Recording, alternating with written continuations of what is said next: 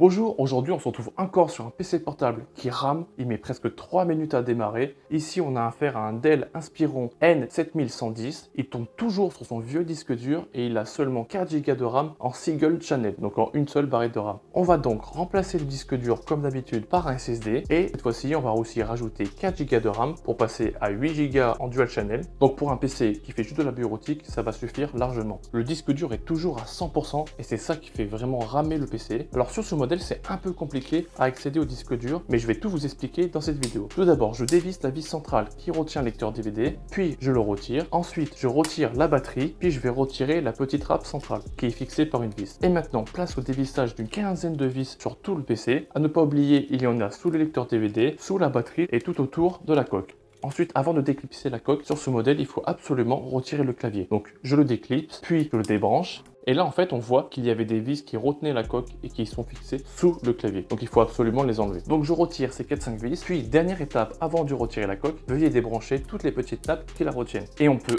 enfin déclipser cette coque et accéder au disque dur. Donc, c'est un peu nul. Une petite râpe par-dessous, ça aurait été la bienvenue juste pour accéder au disque dur. Ensuite, pour retirer le disque, il y a juste 3 petites vis à enlever. Ensuite, on peut le débrancher. Et enfin, je retire la tôle support qui est serrée par 4 petites vis. Et voilà le disque dur en chair et en os qui faisait ramer l'ordinateur.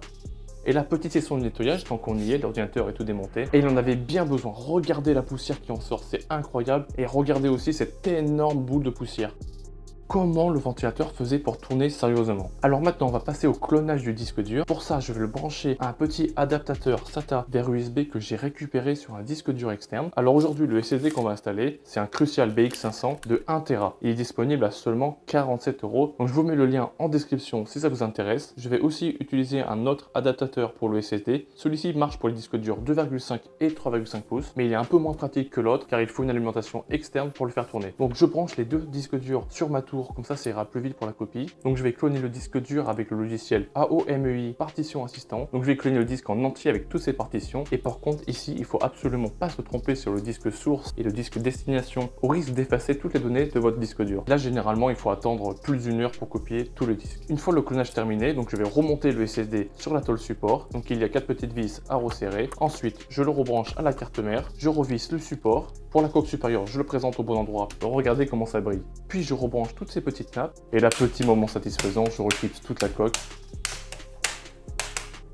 N'oubliez pas, avant de remettre le clavier, de revisser toutes les vis qui sont dessous, puis rebrancher la nappe du clavier, et maintenant, on peut le refixer.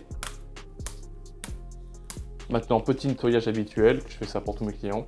Et on finit par le revissage de toutes les vis qui sont dessous le PC. Et je commence par les vis qui sont présentes sous le lecteur DVD. Ensuite, je réinsère ce lecteur et je le refixe. Et on continue avec la dizaine de vis finales. Ensuite, je réinsère la batterie. Et je finis avec l'installation de la nouvelle barrette de RAM. Alors pour les RAM, c'est plus facile que le SSD. Il y a juste une petite râpe pour y accéder. Alors comme les barrettes de RAM sont installées l'une sur l'autre, c'est un peu plus pratique d'enlever la première barrette de RAM pour accéder au deuxième emplacement. Pour le remontage, c'est fini. Il ne reste plus que la dernière petite râpe à revisser. Et maintenant, on va voir en combien de temps il démarre. Donc là, c'est vraiment pas mal pour ce vieux PC. Il démarre en seulement 27 secondes avec un Windows bien rempli au lieu de 2 minutes 47 sur le disque dur. Donc avec le SSD, c'est 6 fois plus vite que sur le disque dur. Donc c'est vraiment pas mal.